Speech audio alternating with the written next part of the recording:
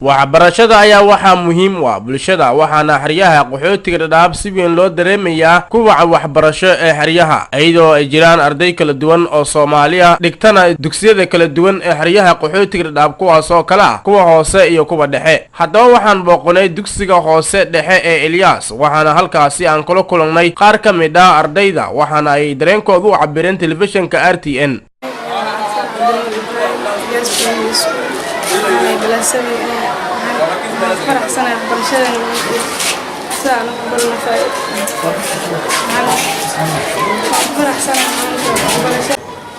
magacay waa Cabdullaahi Axmed waxaan dhigtaa Galaas 7B waxaa Ilyas Primary School marka waan ku faraxsanahay sidaan u yahay aan wax u baranayno iyo sidaan waxbarasho u haysano maanta aan jaaniskan aan haysano oo ugu faa'iideysanayno waxaan inta imaaday 2012 haddana waxaan yahay Galaas 7 marka sida aan waxbarashada iyo waxaan waxbarashada u socdaan ama dii kale ee ardayda wax u baaqoon garoonayaan waa si fiican wax u baranaynaa waana ku faraxsanahay sidaan wax u baranaynaa aniga Ilyas Primary School especially 8C aan ku faraxsanahay barashada jaaniskan aan soo sida dad xajira wax baranayna waxaan ku weynaynaa gabdhaha walaalay iyo wiilasha waxbarashadaanka wax baranayna ka faa'iideystaan jaaniskan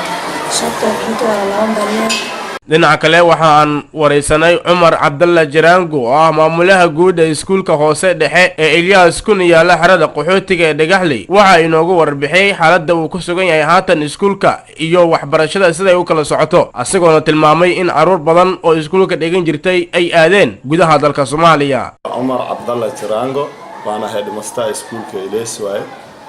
iskuulkan horta 93 la bilaabay waana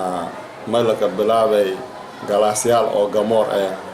ilaa maanta heerka taagan dabaka dhisan iskuulka hadda arday ahaan 2012 ilaa 13 4,500 arday ahay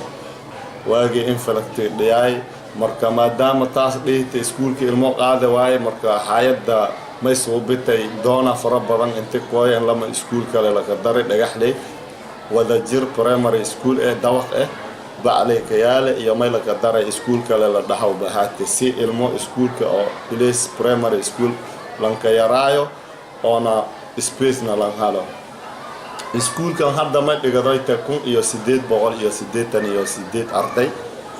64 oo wiilal 824 oo gabdho markii fiirito breakdown kana oo galaasona galaas 1 ilaa 8 way iskuulka pre-unit inkastoo dhaatashay inta ninka jira laakiin iskuulka le banaan gaar kaleya laakiin walaatiyo boorashtiyo iyo walaatiyo iskuulka naga qaadadaan. Cabdirasaaq Kaahi Miftaax telefishinka caalamiga ee RTN xeryaha qaxootiga Dhadhaab Dhagaxley.